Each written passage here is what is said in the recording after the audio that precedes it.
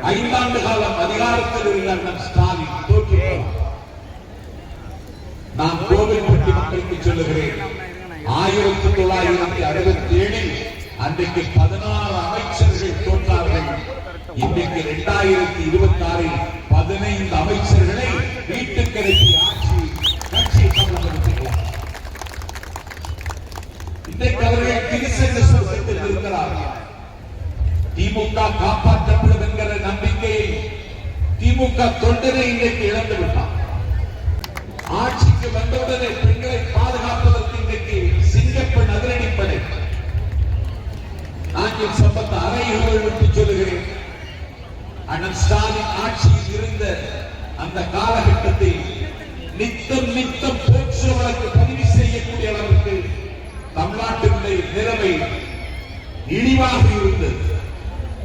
பத்திரிகையாளர்களுக்கும் பைந்தமிழ் நாட்டு மக்களுக்கும் நாங்கள் சம்பத் கொள்கை நேரம் கோவில்பட்டியில் அறிவிக்கிறேன். எங்கள் தலைவர் முதலமைச்சராக பொறுப்பேற்றதற்கு பிறகு போக்சோ சட்டத்தை பதிவு செய்ய வேண்டிய நிலைமையில் தமிழ்நாடு இல்லை என்பது இன்றைக்கு எங்கள் தலைவர் நிகழ்த்தி காட்டியிருக்கிற விஷயம். சிங்கப்பெண் அதிரடிப்படை இரவு பகலும் கண்காணித்துக் கொண்டிருக்கிறது. பெண்கள் இன்றைக்கு தங்களை கம்ஃபர்டபிள் ஒரு பாதுகாப்பான முதலமைச்சர் நிர்வாகத்திற்கு கீழே நாங்கள் இருக்கிறோம் என்ற மகிழ்ச்சியில் இருக்கிறார். காவேரி தண்ணீர் பிரச்சனையில், மேகதாது அணை பிரச்சனையில் சட்டமன்றத்திலே தனி தீர்மானம் கொண்டு வந்தார் தலைவர் விஜய் அவர்கள். எதிர்கட்சி தலைவர் உதயநிதி ஒரு திருத்தம் கொண்டு வந்தார். என் தலைவருக்கு காழ்ப்புணர்ச்சி இல்லை, என் தலைவருக்கு எவன் மீதும் காய்ச்சல் இல்லை, என் தலைவர் பரிந்துபட்ட மனம் உள்ளவர்.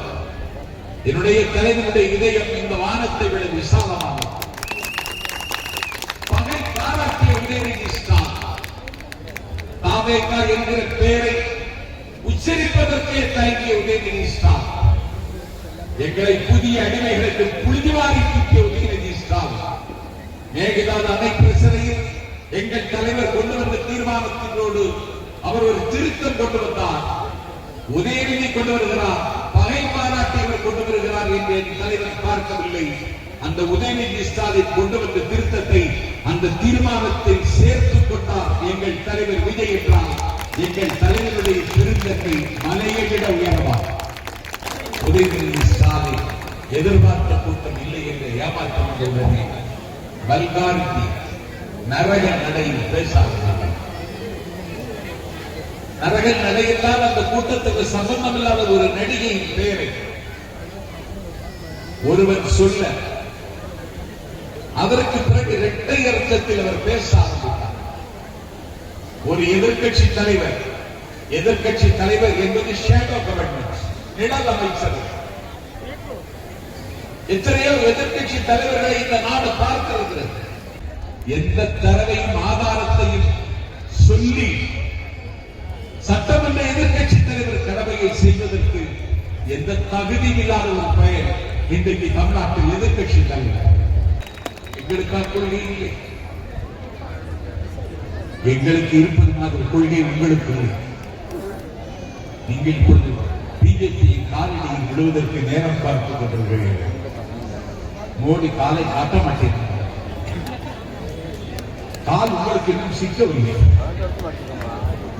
உங்களுக்கு பிஜேபியோட கள்ளக்காதல் இருக்கிறவர்களை முதலில் அறிவித்தவர் எங்கள் தலைவர். இன்றைக்கு நீங்கள் ஒன்றிய அரசாங்கத்தை எதிர்த்து போராடுகிறீர்களா? நாங்கள் சம்பத்து கேட்கிறேன். தொகுதி மறுசீரமைப்புக்கு மாவட்டம் தோறும் ஆர்ப்பாட்டம் நடத்திய கட்சி தமிழக வெற்றிகள். தொகுதி மறுசீரமைப்பை கண்டித்து தமிழக சட்டமன்றத்தில் தீர்மானம் கொண்டு வந்த கட்சி தமிழக வெற்றிகள். தொகுதி மறுசீரமைப்பை கண்டித்து திமுக இன்றைக்கு என்ன செய்ய போகிறது? 3 மாசம் ஒரு டிப்ளமோ கோர்ஸ் வாங்கி பட்டம் பெற்று விட்டான் என்று ஸ்டாலின் டெண்டருக்கு போகிறார்.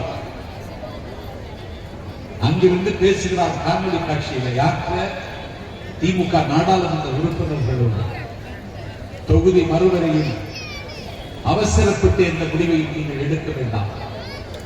பிஜேபியை கண்டித்து நாடாளுமன்றத்தில் பேச வேண்டாம். ஒரு திருத்தத்தை முன்வைப்போம். அந்த திருத்தத்தை ஏற்றுக்கொண்டால் தொகுதி மறுவரையே நாமும் ஏற்றுக்கொள்வோம் என்று சொன்னவர் தான் ஸ்டாலின்.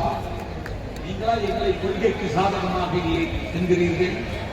இந்தியாவில் அமெரிக்காவை விட அதிக செல்வாக்குள்ள பவர் ஸ்டார் எங்கள் தலைவர் விஜய் பெற்றார்.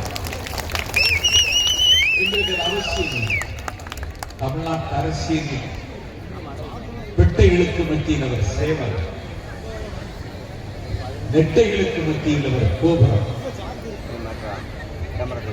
கட்டைகளுக்கு மத்தியில் எங்கள் தலைவர் சந்தம்,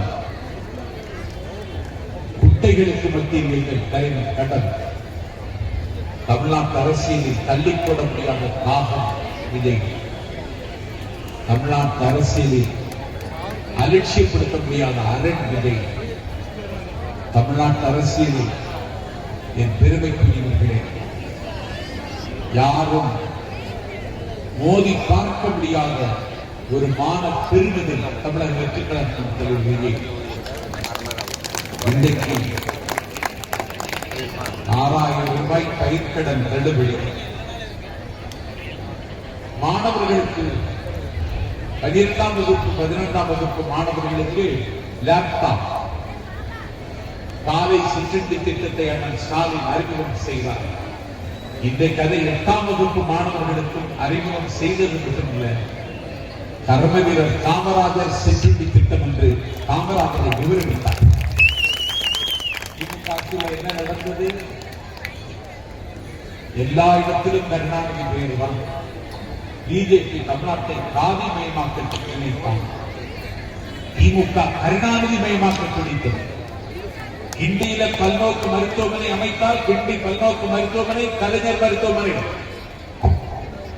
வைகை ஆற்றங்கரையில் சர்வதேச தரத்துக்கு நூலகம் தொடங்கினார். கலைஞர் நூற்றாண்டு நூலகம். 1000 ரூபாய் உரிமை தொகை தந்தார். கலைஞர் உரிமை தொகை என்று எல்லா இடத்திலும் கலைஞர் பெயரை சூட்டினார்கள். இன்றைக்கு எங்கள் தலைவர் வந்ததற்கு பிறகு அயோத்திதாச பண்டிதர் ஏழை உணவிற்காகவே வாழ்க்கை அர்ப்பணித்த நம்மாழ்வா, அறிஞர் அண்ணா, காமராஜர் பெயரால் எங்கள் தலைவர் இன்றைக்கு திட்டங்களை அறிவித்தார். சர்வதேச முதலீடுகளை ஈர்ப்பதில் மோடியின் குஜராத்தை விட விஜயின் தமிழகம் முன்னேறி வருகிறது என்கிற செய்தியை நாங்கள் உலகத்திற்கு இன்றைக்கு தந்திருக்கிறோம். கரும்பு டன் இன்றைக்கு 4000 ரூபாய், நெல் குண்டாலுக்கு 22,750 ரூபாய் அறிவித்து நடைமுறைப்படுத்தி இருக்கிறோம்.